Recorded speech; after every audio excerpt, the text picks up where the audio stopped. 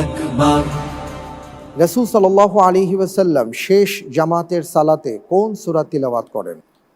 এ সূরা সাজদা, বি সূরা Mursalat, C সূরা মুলক, D সূরা মুদ্দাসসির।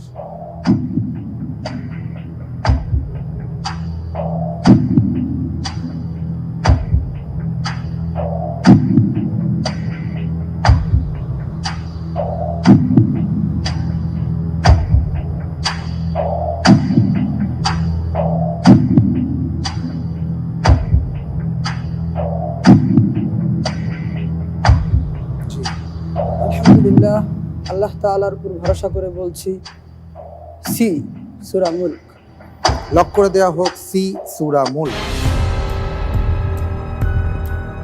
আপনি যে উত্তরটি দিয়েছেন আপনার উত্তরটি সঠিক হয়নি। রাসূল সাল্লাল্লাহু আলাইহি ওয়াসাল্লামের জীবনের শেষ জামাতের সালাতে সূরা মুরসালাত তিলাওয়াত করা হয়েছিল। অসুবিধা নেই, আমাদের জ্ঞান অর্জন হয়েছে, এটাই হলো সবচেয়ে বড় কথা। ঠান্ডা মাথায় ইনশাআল্লাহ তাআলা চিন্তা ভাবনা করে